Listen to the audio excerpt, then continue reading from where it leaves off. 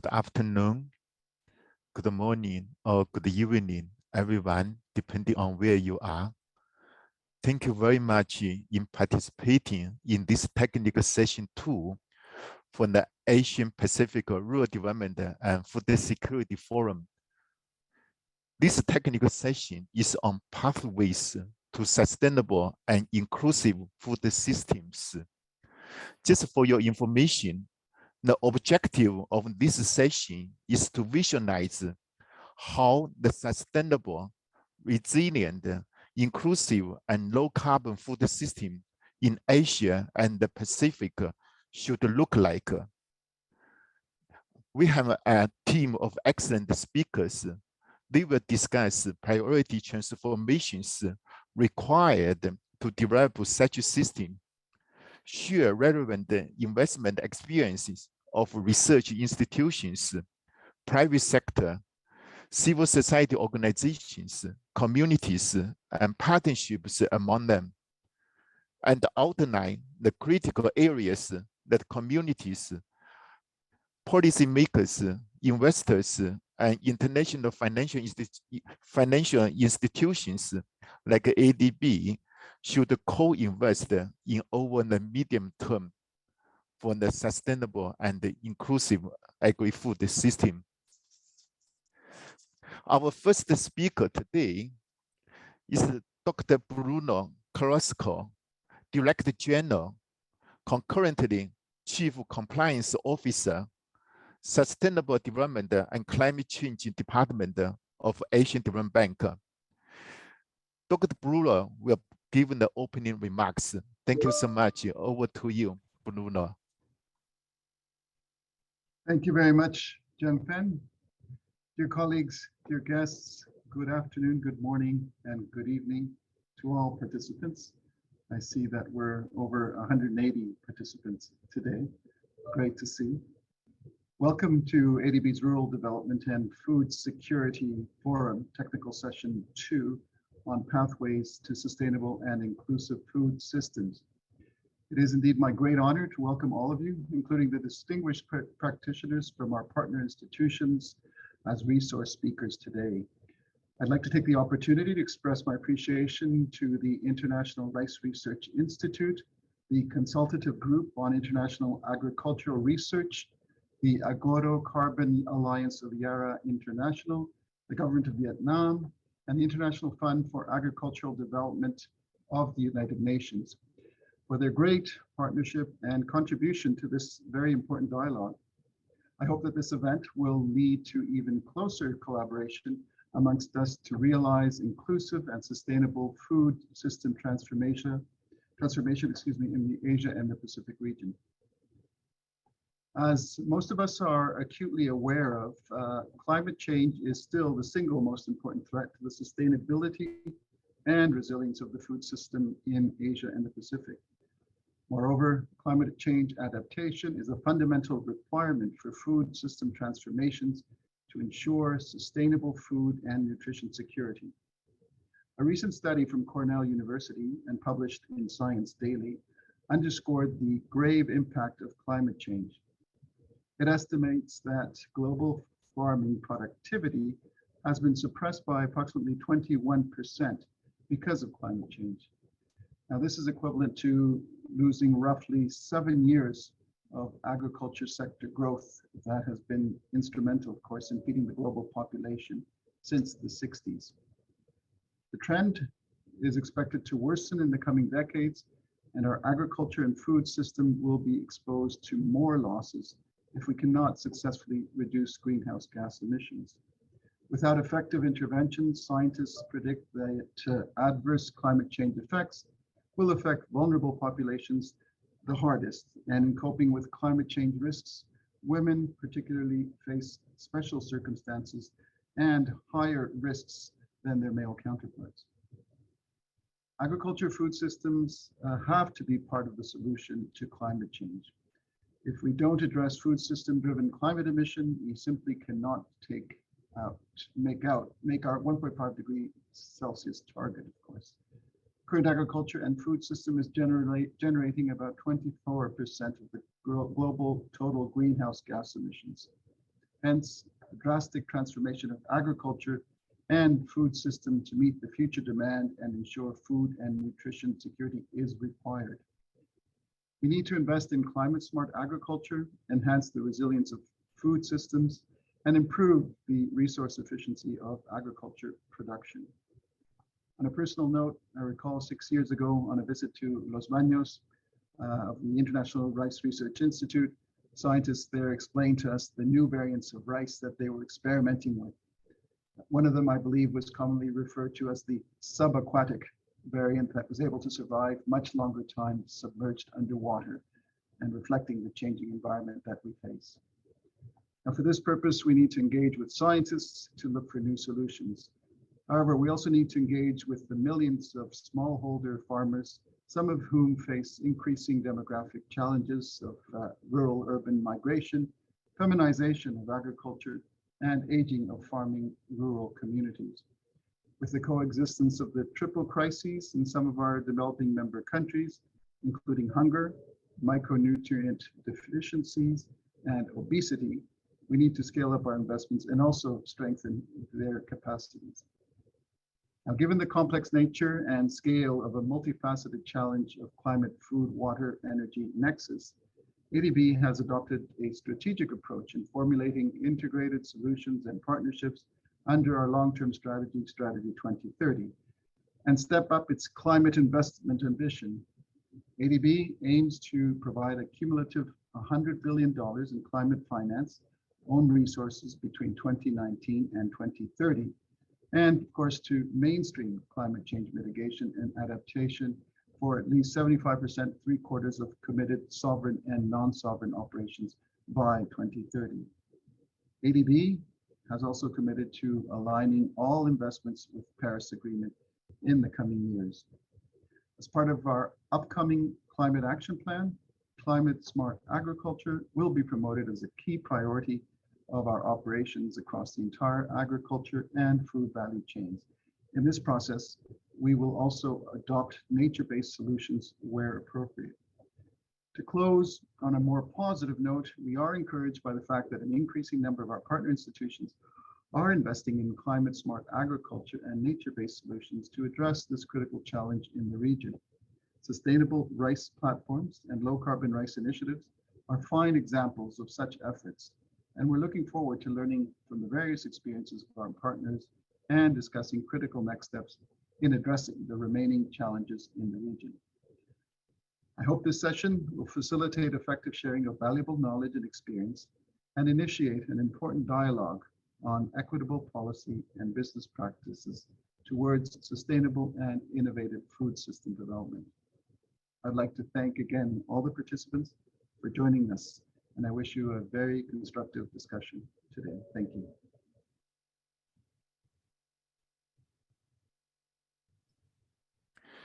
Thank you very much, DG Bruno, for your very, very insightful opening remarks and your encouragement, for example, for us to look into more climate smart agriculture, as well as to look for new solutions. And as well as, for example, community participation and looking into nature-based solutions. Thank you so much for all the guidance. And now we will invite Dr. Luis Walker for the keynote address. Dr. Luis is a principal scientist and the leader of the Land Restoration Group, Alliance of Biodiversity International, and the Seattle. Dr. Luis, floor is yours. Thank you. Thank you very much. It's a pleasure to be here. Can you all see my presentation? Yes, I can see. Great. Okay. So I want to thank the organizers for inviting me, and thank you for that very kind introduction. It's a real pleasure to be here. Asian Development Bank has been an important partner of the CGIAR over the past several decades, and we look to you all as a key partner in our work to develop solutions to support food system and agricultural development and in the Asian region. It's a real pleasure to be here and talk to you today. The objective of my talk, I hope that by the end of this, I will have convinced you all that there are some really promising approaches to deal with greenhouse gas emissions in ways that actually promote development, promote economic development, promote farmer well-being, at the same time as reducing emissions and reducing the environmental impact of agriculture and food production. And I would like to start this off with one of the tables from the recent IPCC report on climate change and land, a special report on climate change and land, which dealt with land degradation, desertification, food security, and greenhouse gas emissions. And I don't want to focus on all the numbers in this, a lot of numbers in this table. You can find this table in the summary for policymakers. You can also find it in our chapter 2, in section 3 of the report, section 2.3. If you haven't read that report, I think as you move forward with this agenda in the Asian Development Bank, there's a lot of useful information in the food security, in the land degradation, in the desertification chapters of the report. And so it's I think, a wealth of knowledge and a good update on the current state of scientific knowledge in this area, and should be a very good resource to you all. But I'd like to first focus on this table on the columns on the left-hand side. FOLU refers to forestry and other land use, and then the column B refers to agriculture. And the point that I want to make is that across the bottom, we've totaled up the total greenhouse gas emissions, expressed everything in terms of units of carbon dioxide. So we have carbon dioxide, methane, and nitrous oxide, which are the key gases that are emitted from land use and land use change. And the point that I want to make is that emissions from forestry and other land use, which is probably about 80% deforestation associated with the expansion of agriculture, is more or less equivalent to the other sources of greenhouse gases in the production systems. So you see that the forestry and other land use totals about 5.8 gigatons of carbon dioxide equivalent per year, whereas the agriculture is about 6.2. For a total of, from the sector, of 12 gigatons of carbon dioxide equivalent per year coming from the sector. And then I want to look across the columns and then compare the total to the total emissions that we have in column E. And these total emissions in column E are there just for comparison. This is global economy-wide emissions from all sources and sinks. And the point is that for carbon dioxide primarily from forestry and other land use, there's about 13% of global carbon dioxide emissions come from this source. For methane, which is the CH4, 44% of methane, of anthropogenic methane, comes from agriculture, forestry, and other land use, and primarily from agriculture. This is predominantly from rice production, from livestock enteric fermentation, and manure management. And then 81% of nitrous oxide emissions come from agriculture and primarily from use of organic and inorganic nutrient sources associated with production. This is nitrogen fertilizers, nitrogen fixing species in agricultural production system. The global total is 23% from agriculture, forestry, and other land use. The global total of emissions from it represents almost a quarter of emissions. Finally, I want to focus on this carbon dioxide line here. And you recall we said we have about 5.2 gigatons of carbon dioxide emissions per year from forestry and other land use. All the way over on the right-hand side, we have columns associated with natural response of land to human-induced environmental change. This shows a very large sink. So outside of managed lands, in lands that are not managed, we have a very large absorption in the biosphere. And this is growing. It has grown over the course of time, primarily due to two phenomena. One is the carbon dioxide fertilization effect. As we pump more and more carbon dioxide into the atmosphere, we have increased the efficiency of photosynthesis, and forests and natural ecosystems are taking up more and more carbon dioxide. So you can see this as sort of a subsidy that nature is giving us, a safety net that nature has given us by continuing to absorb more and more of the emissions that the carbon dioxide that we're emitting. We have also an ongoing sink when we take carbon dioxide out of the atmosphere, we refer to it as a sink in the ocean. But this land sink has really been growing as our emissions have been growing. So the biosphere is providing a nice buffer for us. When we now compare this natural response to the forest, the land use, the net land to atmosphere flux from all lands is about -6 gigatons of carbon dioxide per year. So on a net basis, land is absorbing. And I think that the key take-home message here is that we often talk about forestry, the land use, as a major source, and we always look at the carbon dioxide that's emitted from it. We don't look at this natural sink that we're also losing when we do this. And so this makes a bit of a case as to why it's even more important than we have been talking about in the past to reduce deforestation and continue to maintain this sink, because it's a safety net that we can lose. And I should say one of the conclusions of the special report on climate change and land was that this sink is at risk. So we expect that as climate continues to change and as forests become more stressed by climate, we expect this sink to decrease with time. And it could actually get to the point where land is a net source, which would be even worse for humanity. But looking at forests, again, they have an even greater role to play in our landscapes. And this is a graph that's in a publication that will be released tomorrow in Frontiers in Forest and Climate Change, where we looked at both the greenhouse gas side of the story, but we also looked at the biophysical side of the story of forests. And what this shows is that the presence of forests in different regions has an impact on local temperatures. So, and this is a result of primarily physical processes. So when we remove forests, we have albedo effects. So we know we increase reflectance back, but the presence of forests also affects clouds and cloud formation. There are a number of chemical reactions. Forests, tree leaves release chemicals called biogenic volatile organic compounds, BVOCs. These things react with clouds to affect cloud formation, cloud brightness. Forests also pump a lot of water from the biosphere to the atmosphere. We call it, the technical term for it is latent heat.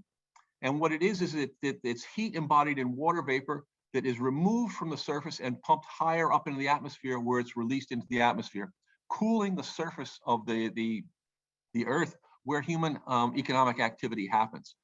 So in addition to the carbon effects, the biophysical effects of forests serve to reduce temperature extremes, reduce the climate extremes. The black symbols show what happens when we remove forest. You see that it's all positive. There's a change in temperature as we remove forest. The green circles show what happens through afforestation and reforestation. And we have consistent results when we look at in situ measurements and we would look at satellite-based measurements. So forest and reducing deforestation and controlling the expansion of agriculture and focusing on other solutions really is an important part of resilience in production landscapes in the tropical countries, particularly in tropical countries, as you can see from this graph. This publication by Rosa Maria Ramancuesta in 2016. This was done under CCAFs. I think you all know the CCAFs from the CGIAR. And it shows the importance of different sources, livestock, forestry, and croplands across the globe. And you can see that in South and Southeast Asia, there's quite a mosaic of sources and hotspots for the different systems. If you look around the Amazon basin, it's primarily livestock and forest. If you look around the Congo basin, it's primarily associated with expansion of livestock and deforestation. In Asia and Southeast Asia, it's a real mix between forest, croplands, and livestock. Unfortunately, China was not part of this analysis, but I think this provides some useful information as to what are the types of activities that could be prioritized.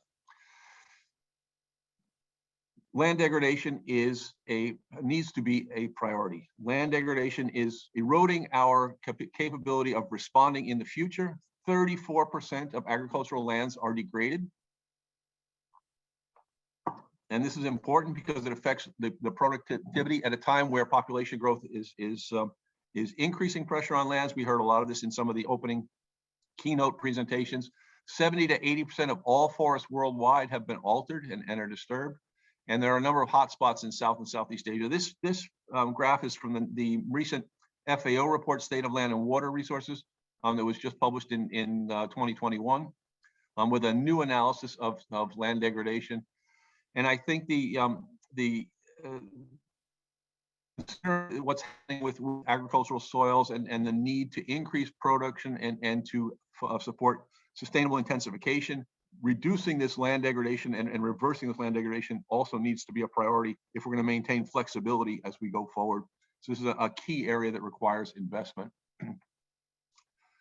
Let's talk a little bit about nitrogen and nitrous oxide emissions. And nitrous oxide emissions, as I said earlier, are associated with higher applications of fertilizer and the plantation of nitrogen fixing crops.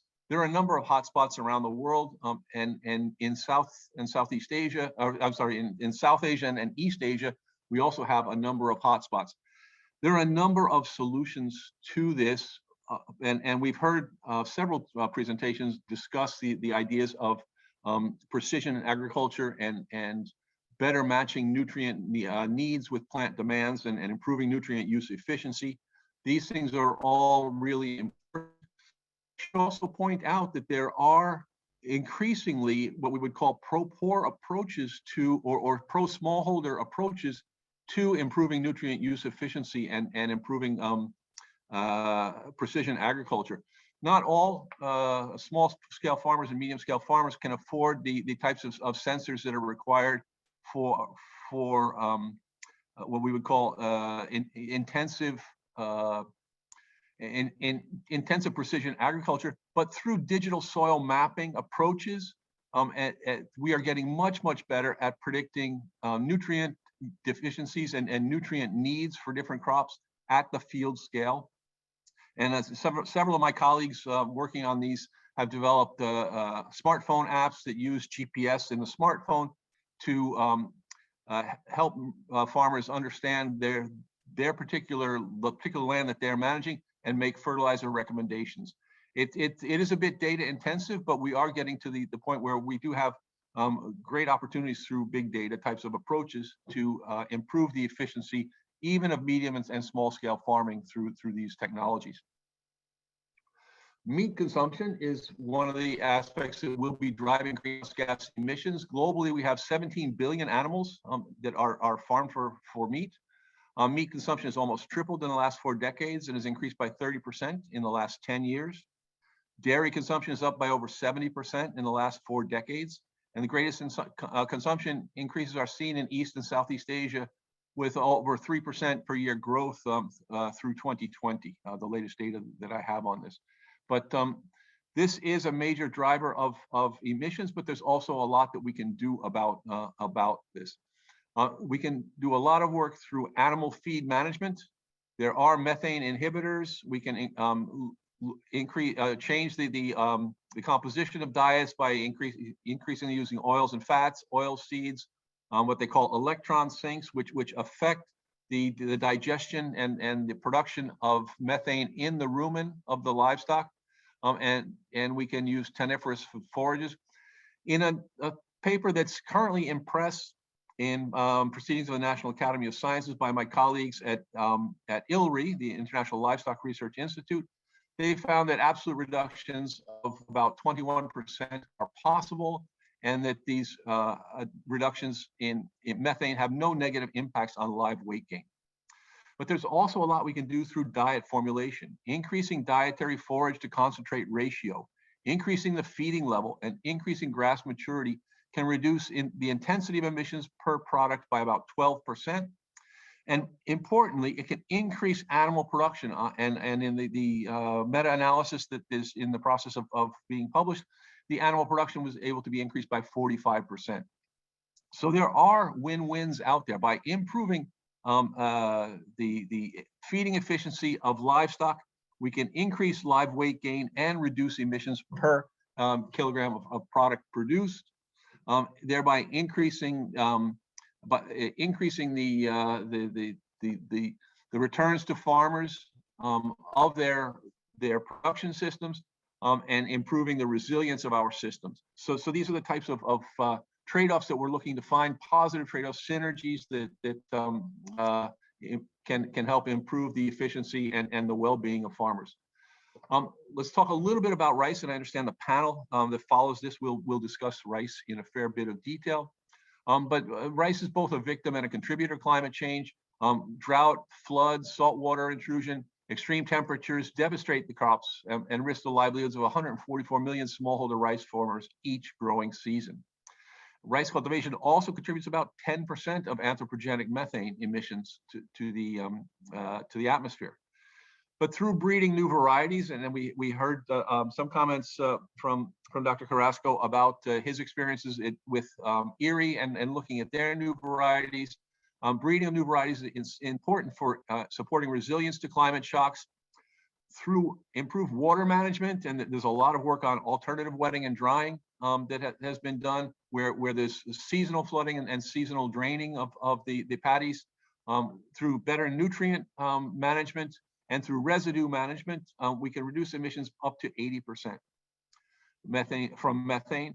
This has a bit of a trade-off because nitrous oxide tends to increase at the same time that we reduce the methane emissions. The net result in a lot of these systems can be as much as 50% lower greenhouse gas emissions to the atmosphere at a time where we're increasing water use efficiency, reducing the water demands of the crop.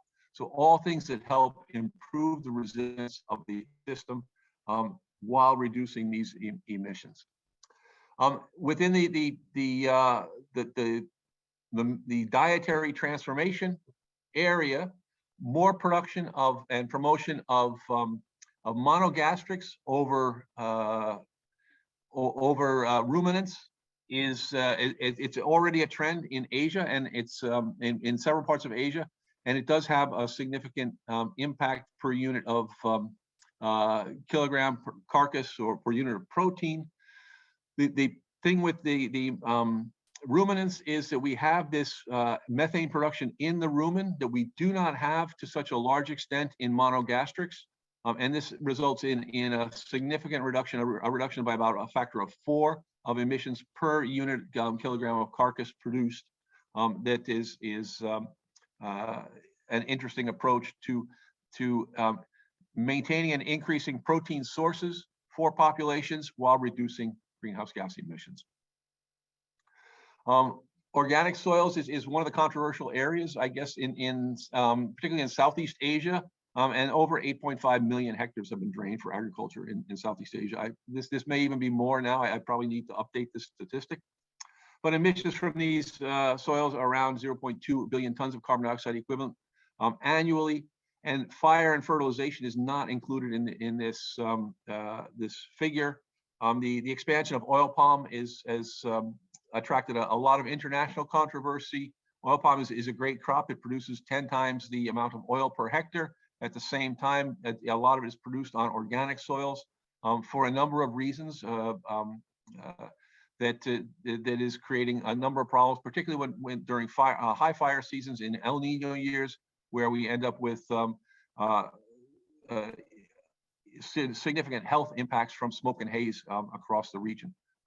So this is one area that may be trying to avoid and find better ways to produce oil crops without cultivating organic soils would really be something useful. And I would just like to point out, sorry, Dr. Lewis, sorry, yes. We are already over time. Can you just speed up? Thank you. Yep, I will wrap up. I think this is the next to last slide.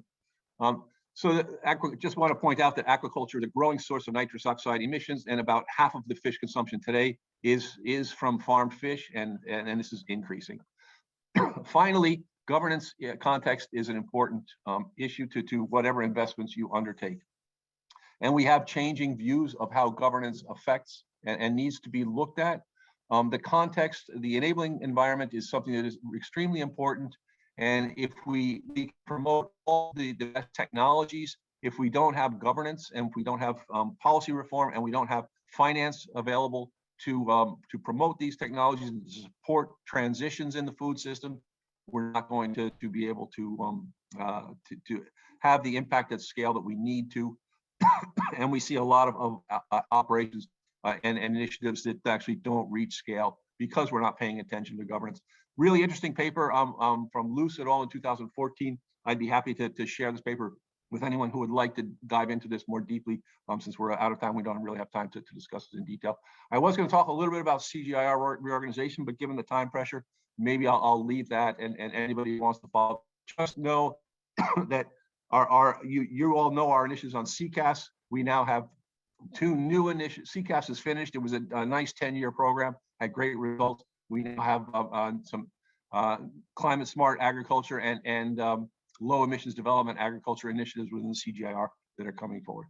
Thank you all very much for your attention. And here's my email if anybody wants to continue the conversation. I'm really happy to be contacted to discuss this. Thank you.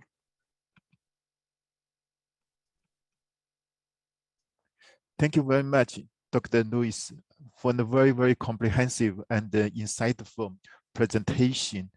And you have shared, for example, the statistics on the emissions due to agriculture, forestry, and other land use. And I think more interesting to us is also in your presentation, actually, you have also given us very specific recommendations on some things we can do. For example, on the digital mapping, on the pro-smallholder in improving nutrient efficiency, as well as on the diet formulation, animal and feed management, as well as on the water, nutrient, and the residual management. Excellent presentation. Thank you so much. Thank you. My pleasure. Now, we will move into the panel discussion. And from the panel, we have Dr. Jean Bali, Director General of International Rice Research Institute, Dr. Sudarshan Dutta, Lead Agronomist, Agrocarbon Alliance, and Ms. Samantha Huang, Chief of Gender Equality Thematic Group of Asian Development Bank. We have the 3 panel members here, and we would like to basically get ideas from 3 of you, specifically, for example, from your experience of any specific suggestions you may have on how we can further enhance the agri-food system and enhancing its resilience, as well as by considering the inclusiveness of the works we are doing for agriculture and rural development, for example, for smallholders, for the poor people, for the women, and others. So my first question, I would like to ask Dr. Jean Bali. The question is that over a decade, URI has been collaborating with private agribusiness companies, development partners, UN agencies, and smallholder farmers to promote the sustainable rice system. Can you tell us about this initiative and what has been achieved so far? Dr. Jean, over to you.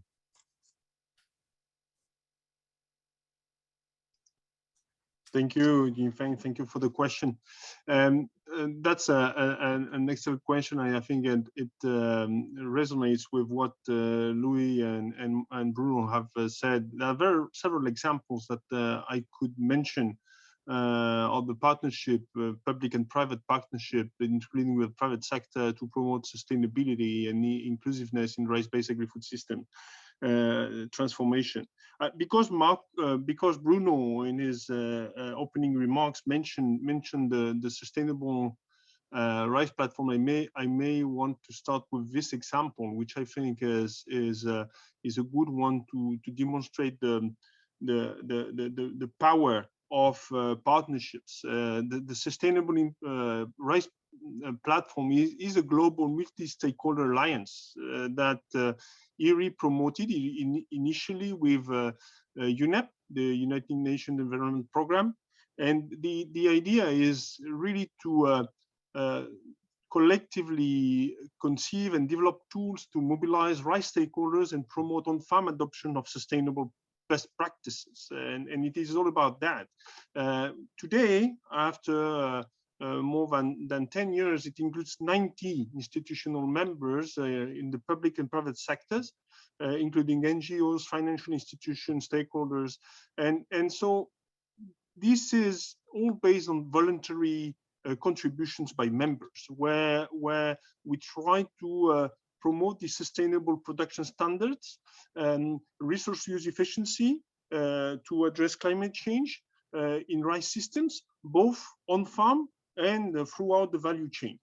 And it is important to say that this is all based on voluntary contributions, because this is also one of the lessons we have learned, that this adoption is easier when our partners are able to convince ultimately farmers that this is beneficial to them. On average today, we have farmers who have adopted SRP standards, and then they get 10% increase in net income.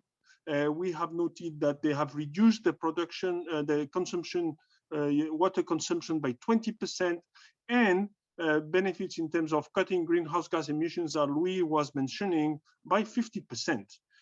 So this, I think, is a good example. Another one is still in rice research, if I have a bit more time to describe, is this direct seeded rice consortium, where we have, again, built a consortium, public and private sector, collaborative effort to improve environmental and socio-economic sustainability in rice production systems. So again, the main idea and the same idea, facilitate wide-scale adoption of mechanized and precise direct seeded rice in Asia and Africa. Working together, the members are able to help farmers to accelerate the development of these holistic solutions that can make direct seeded rice much more productive, and that's important for farmers, of course, efficient in terms of cost efficiency, but also natural resource use efficiency, and more sustainable ultimately. So there are many co-benefits to direct seeded rice in terms of, as I said, cost reduction, but also system efficiency. And we was mentioning that in one of these slides, thinking system. How do we shift from the conventional approach to a system approach that embraces the connection between various systems here: food, water, land, and energy system for climate adaptation. And the last example I can provide is what we call alternate wetting and drying, which is another innovation that came from IRI in collaboration with a number of other partners, where we improve techniques, practices to reduce water use and save water. And we again was showing the benefits and also the problems sometimes with that in terms of reducing greenhouse gas emissions. So IRI has been promoting that in rice fields because it allows farmers to better manage water levels in rice fields, and only irrigate when this is absolutely necessary, in particular at specific point in time through the curve, the production curve of the plant. And so with that, we can show that we have actually benefits, demonstrated benefits in a number of countries, in Bangladesh, in Philippines, in Vietnam, where these water-saving technologies and practices have allowed us to reduce substantially greenhouse gas emissions, methane, as we were saying, in paddy fields, and at the same time maintaining productivity levels and ultimately incomes. So with co-benefits, of course. So in sum, these kind of innovations associated with good practices and the right partnerships have demonstrated their effectiveness in, more sustainable use of water and other natural resources, reduction in greenhouse gas emissions, especially methane, and still good returns to farmers.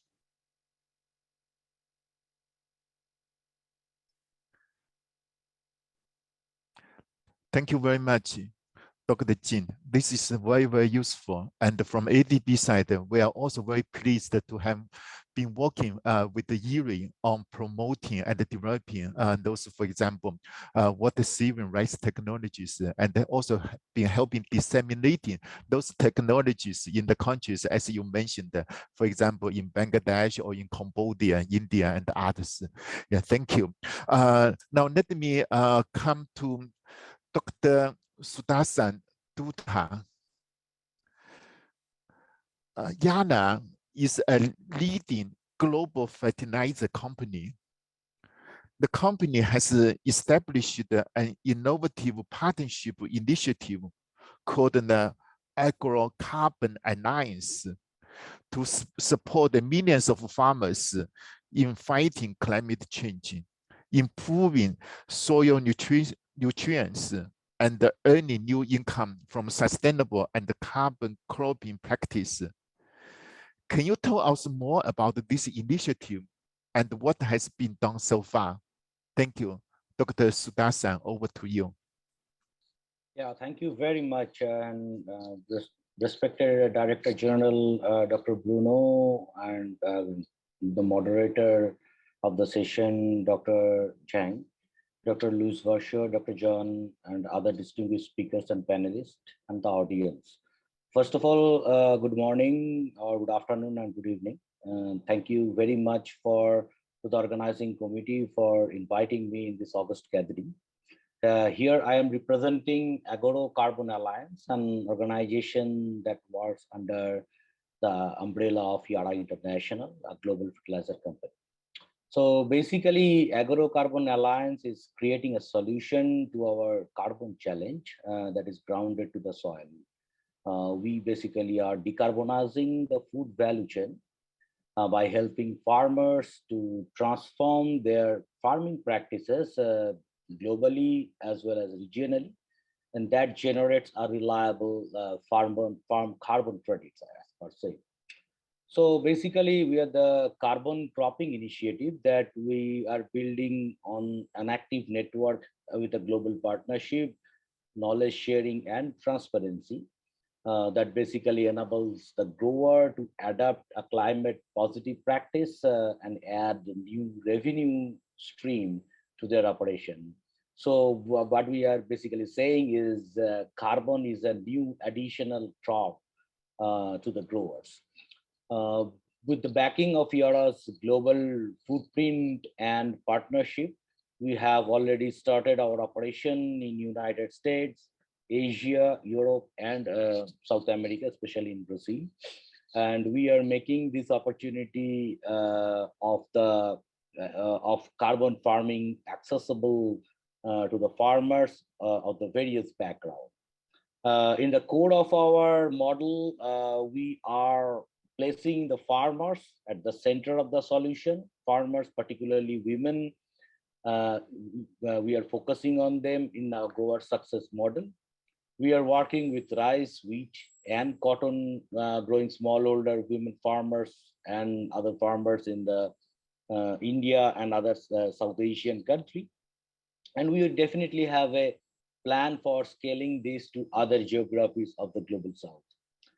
This is particularly helpful because adding a social component to the carbon value is actually, or the carbon credits gives a carbon a premium quality carbon in the carbon market.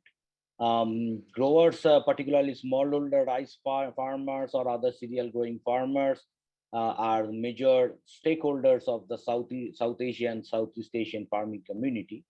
And basically, what we consider that they prefer a centralized way of thinking or providing solution to a challenge. And in that aspect, piecemeal solution doesn't work. So we need a holistic approach. And scientists from CGIAR and other global institutes, they have already established a solid concrete protocol for GHG emission reduction and other scientific and knowledge and evidence-based research protocols.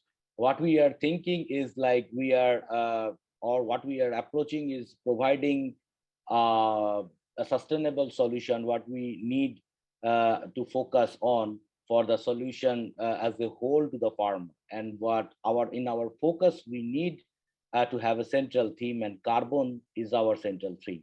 So basically carbon as a central axis, and considering carbon in the central, we build up a lot of different innovations. We can be talking about soil health, we can be talking about water management, nutrient management, crop nutrition, tillage management, so on and so forth. There are a lot of innovations going on there. But if we think of it, the core of all this innovation can be linked very precisely to the carbon. So basically, we consider carbon is the driver of the change. And it may be a new beginning for an agri-business, which is where we can put carbon as something meaningful and quantifiable. So what we believe that together with other research and policy institutes, we can meet this growing need of decarbonization by providing solution to the farmers and make the farms more profitable and sustainable through an additional value of carbon.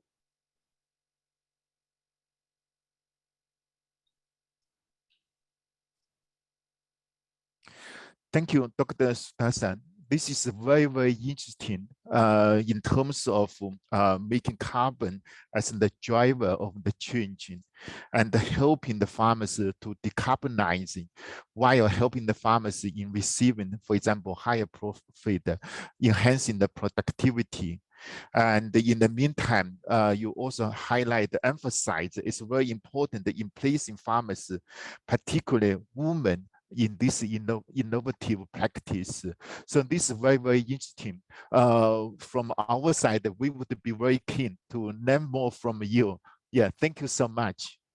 Now let me come to Ms. Samantha Huang, my colleague from ADB. So my question to you is, climate change, adaptation, and mitigation necessitate drastic change in farming system and rural livelihood. Can you shed light on the important areas of interventions to help women cope with the changes and ensure inclusive pathways of transformation towards a sustainable and climate-smart food system? Sam, over to you. Thank you. Hello, good afternoon or good evening, good morning, everyone. Thank you, Jiangfeng. Now, I have a few slides here, which I understand the Secretary is going to help share for me. So we could please pull them up. There they are coming. Thank you very much. So in the next few minutes, I'll try to be very quick. I just want to walk through and summarize the key issues at the interface of gender equality, women's empowerment, and food systems, which are really crucial for us to consider as we move towards sustainable and climate smart agriculture, or CSA. So if we could please move to the next slide. We know that women play critical roles in food systems, whether they be as producers, processors, traders, consumers, scientists, or policymakers.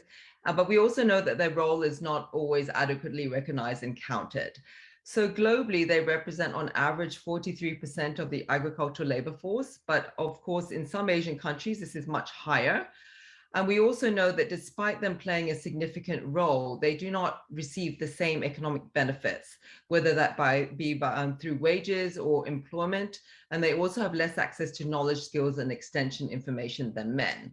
And we know that in the pandemic context, this has also been further reduced and exacerbated. We also know that among women in agriculture, few are landholders. So that ranges, for example, from just under 5% in Bangladesh to almost 13% in India, which means that they are actually usually majority unpaid family workers or laborers on other people's farms. We also know that social cultural norms and agricultural practices determine the roles that women may play. For example, in the case of rice farming in Bangladesh, women are usually limited to post-harvest activities, whereas in India, women may participate in actual crop establishment, harvesting, and post-harvest activities. So therefore, the shift to more efficient and climate resilient food systems will require conscious effort to promote participation and empowerment of women. And this is really an enabler to improve food security and better management of climate change impacts, as well as better nutrition. So win-win. So we move on to the next slide. It's also important to recognize that climate variability and extremes actually disproportionately affect women farmers due to their limited ownership of assets and restricted access to natural resources.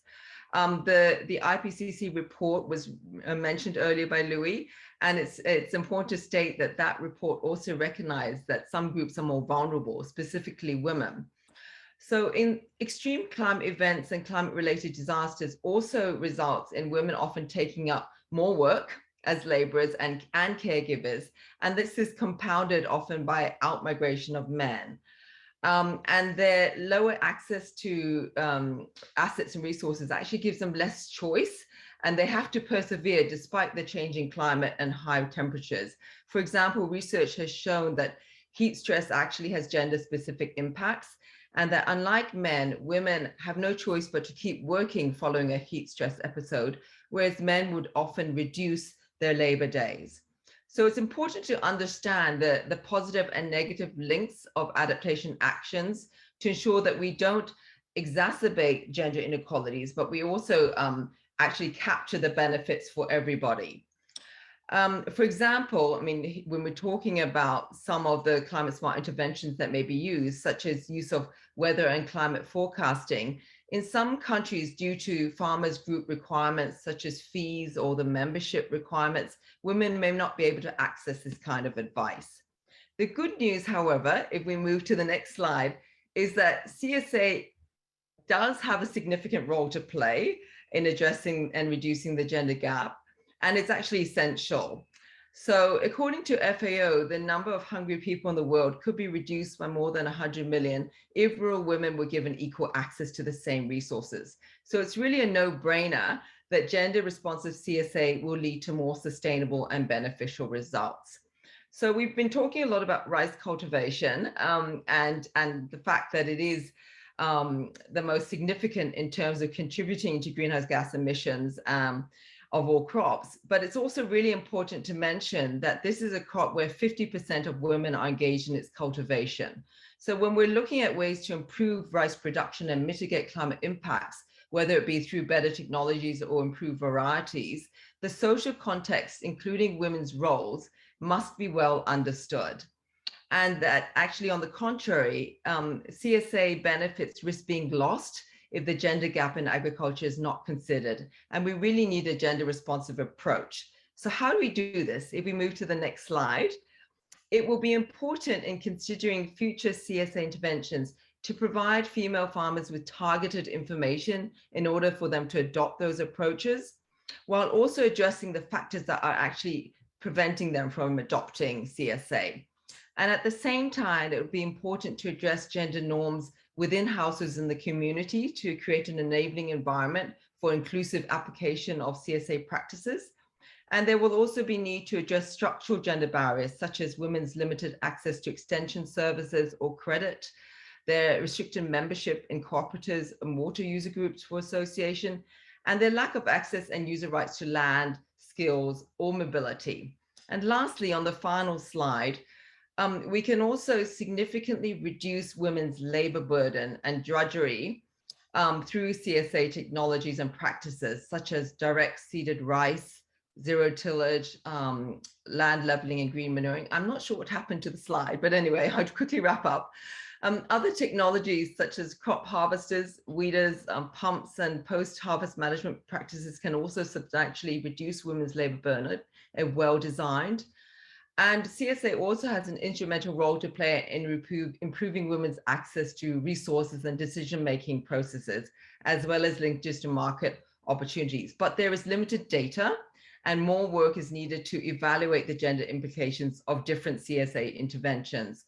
So looking ahead, we really need to engage women in the design, implementation, and monitoring, improve extension and advice to respond to the needs of women, and engage in cross-sectoral approaches that will empower women farmers.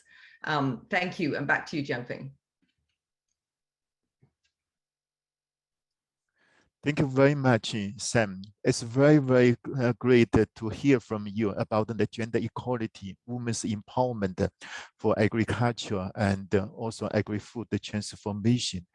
It is very important, as we can see, actually, women is playing a very important role in this sector, and they will continue to play a more important role for the transformation of the system.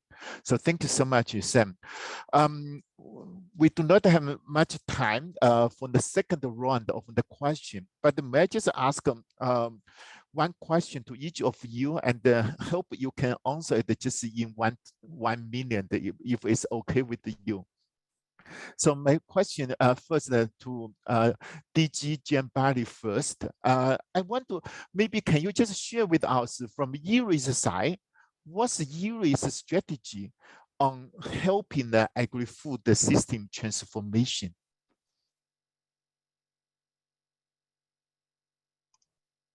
So at IRRI, thank you. In 1 minute, it's a challenge, but at IRRI, we have defined a strategy that is really a renewed commitment to climate change, to actually make sure that whatever we do in science is actually addressing climate change with the perspective of sustainability, inclusive and efficient rice-based food system transformation.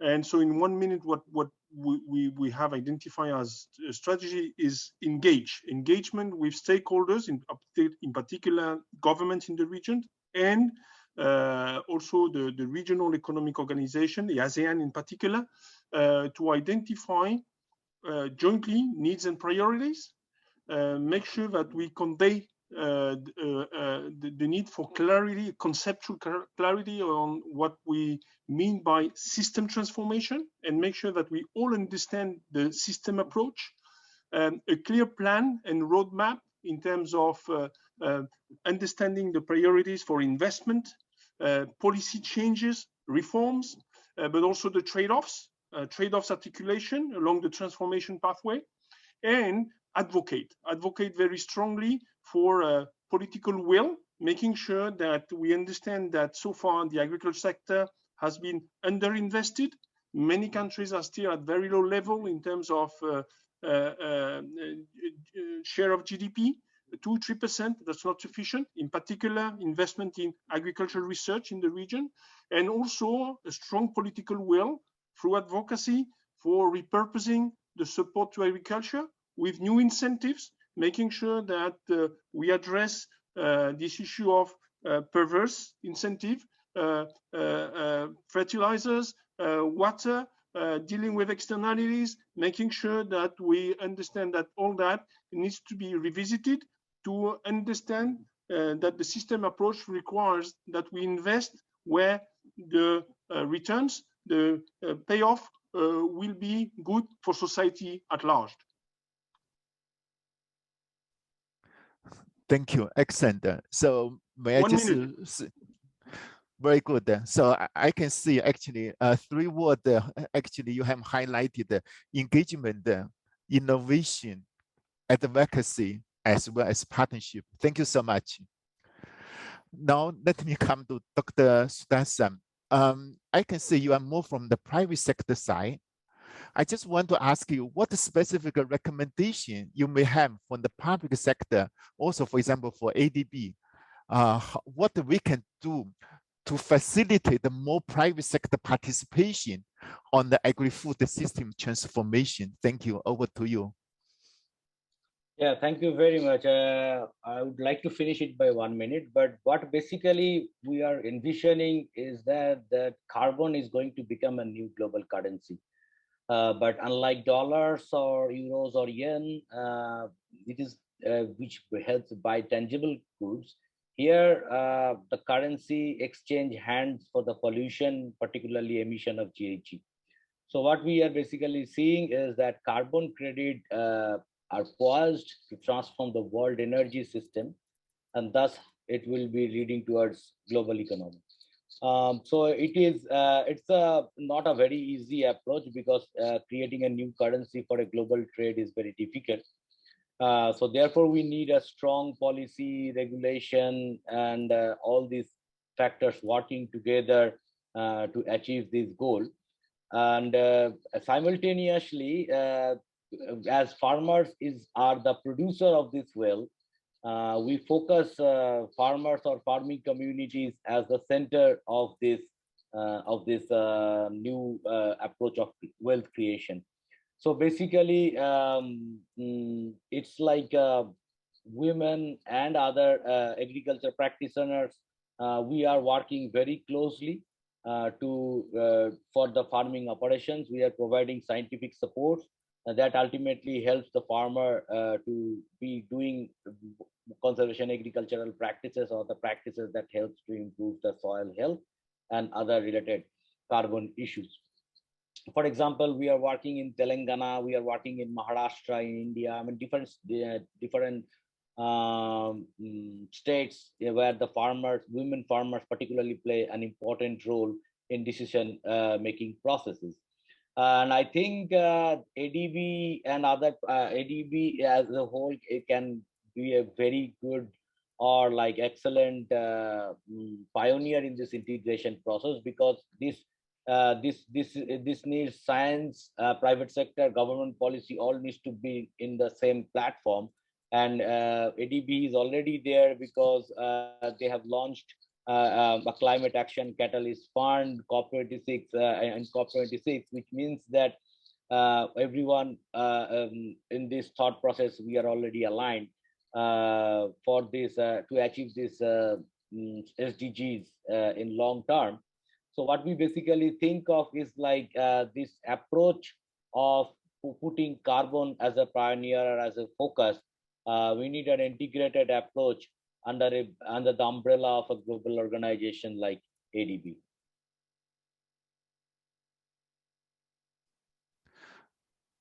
Thank you so much. And it's very, very good. And you also mentioned that, for example, ADB come up with this climate catalytic fund. And from ADB side, actually, we are very, very keen to come up with an innovative financing mechanism to support the farmers, to support the stakeholders in the agri-food value chains. So we will be very, very happy to talk more with you and also to come up with the new models that we can work together. Thank you very much. Thank you.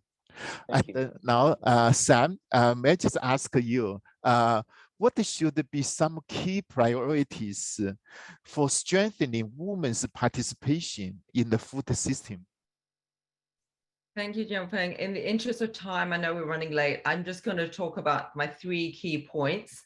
So the first one is better evidence and data. So we really need a better understanding of the gender inequalities in climate smart agriculture and make them visible with improved data collection, research, and analysis. And this will enable better informed decision-making to guide policy and practice.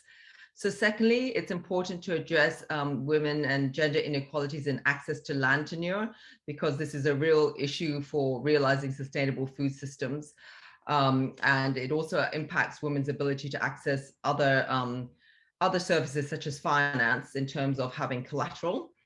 And thirdly, the need for really tailored and focused investment in access to inputs, knowledge, and finance for women farmers to enable them to really take on better practices.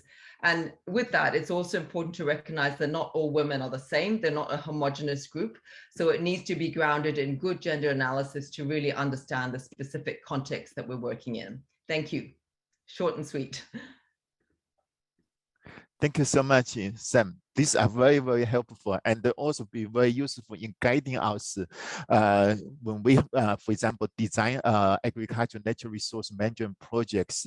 And actually, it's also very important. For example, ADB has the gender categorization. And from our side, actually, we can see that the agriculture sector is making a significant contribution in mainstreaming women in the operations. Thank you very much, Sam. And thanks again to our three panel members, Dr. Jin, Dr. Sudasan, and also Sam. Now, let's come to our next phase of this session. For this part of the session, we will have the three speakers to give us some specific examples or share some of the specific experience they have had. The first speaker is Mr. Omar Zafar, Principal Natural Resource and Agriculture Specialist from ADB. Omar, over to you. Thank you. Good afternoon. Good afternoon. Let me try to share my screen here.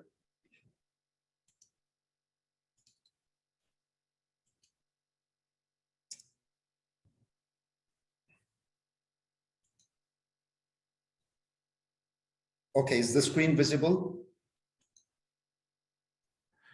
Yes, Omar, but you may make it as a slideshow.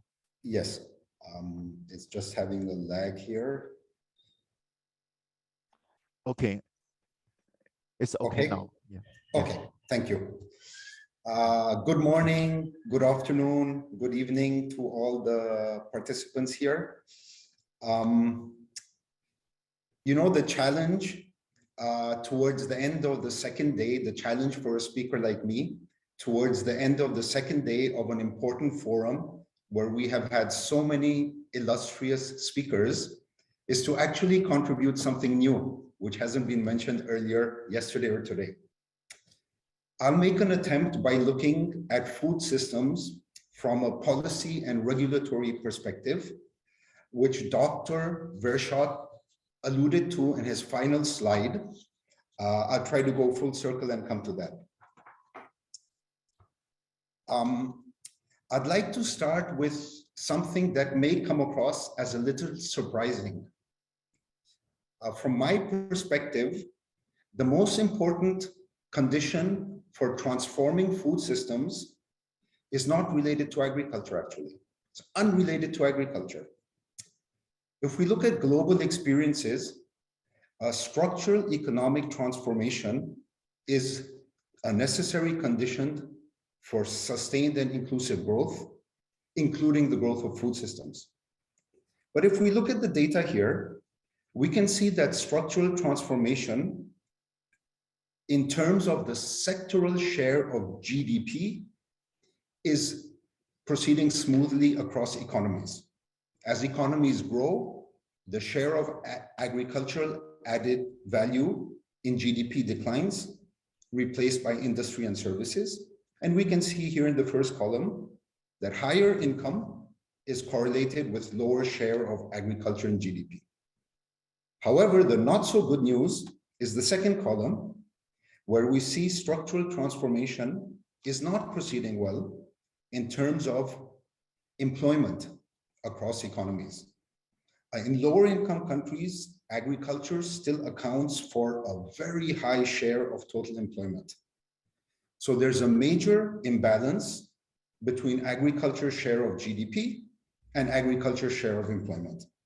And to put it in very simple words, there are too many people employed in agriculture in developing countries, too many people. This implies labor productivity is low, per capita farm incomes are low. As a result, on-farm investment is low, technological modernization is limited, and the sector is not competitive. We heard many speakers illustrate the great new technologies which can be climate friendly and yet productivity enhancing, but millions of poor farmers cannot afford them. So what's the implication from a policy angle? And here it's a very broad implication. It's that governments need to prioritize policy, financing, and incentives in industry and services to create well-remunerated jobs in those sectors, to pull labor force out of agriculture. And this is a precondition for enabling agriculture transformation and competitiveness. Let's move to the second slide. Business environment, another one of the important topics. We all know that private sector investment is fundamental for food system transformation, for the growth and competitiveness of food systems. We have heard it many times in the past 2 days, the role of the private sector. Every national agricultural development plan across the region aspires for modernized agriculture, competitive food systems through private sector investment. But the data projects a bleak picture. Here we see the doing business scores published by the World Bank. This indicator captures the practical elements of the business enabling environment: starting a business, obtaining construction permits, accessing utilities, obtaining credit and financing, dealing with taxation, barriers to trade, rule of law, enforcement of contracts, and so on. We can see in ADB's Group A and Group B developing member countries, which are those with lower GNI per capita and some questions on creditworthiness. And in the World Bank's classified low income and lower middle income countries, the scores are very low. I mean, these countries are not in the top 100 countries in the rankings. On average, therefore, the business environment is not conducive for private sector investment, which governments say that they want to encourage.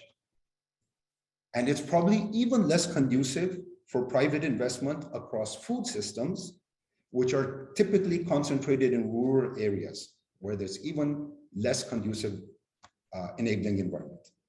So basically, investors and businesses are simply discouraged from investing in food systems. And we all know this. We've all been working in developing countries. We talk to entrepreneurs.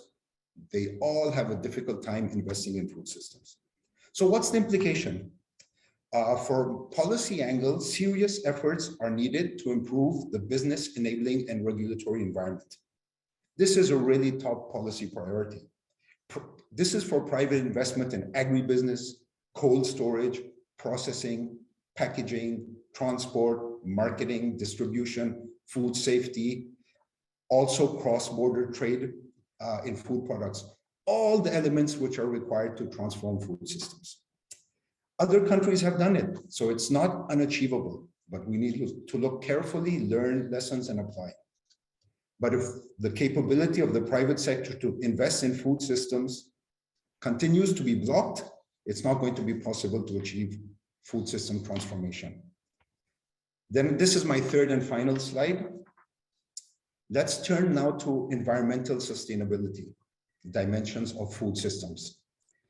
Here, the regional record, as Dr. Vershot has again alluded to, is not at all good, with wide-scale environmental degradation, biodiversity loss, unsustainable natural resource practices, and sharply increasing climate challenges.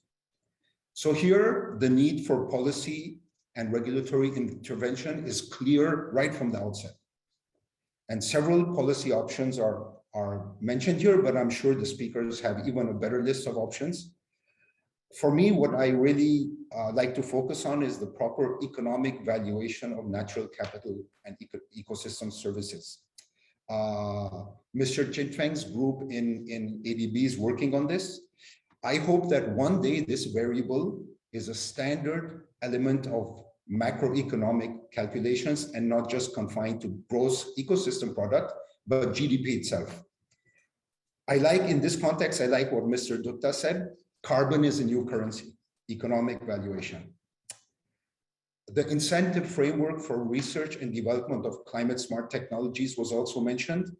Varieties that are heat resistant, flood resistant, drought resistant, salinity, and so on. Diversified farming systems, systems that lock carbon in soil, and so on. Environmental regulations to reduce unsustainable practices, perhaps natural resource use taxes, so that farmers and businesses and agribusinesses use resources in a more sustainable manner. payments for environmental services, eco-compensation, environmental markets with tradable permits for regulating externalities, traceability and eco-labeling, very important because this gives the environmental and health implications of food choices to consumers. So this is food system transformation from the demand side. And finally, and then I'll stop, I'd like to mention something that I don't have a slide for, but food system transformation needs to be achieved in a way that ensures inclusion and equity, leaving no one behind. Mrs. Hung, Samantha, alluded to this. You know, vulnerable groups, the poor, disadvantaged women, ethnic groups, indigenous people, the youth, and so on. There is ample economic evidence and empirical evidence to show that investing in disadvantaged groups is not a social thing. It creates major society-wide benefits and generates economic growth. And I'll stop here. Thank you very much.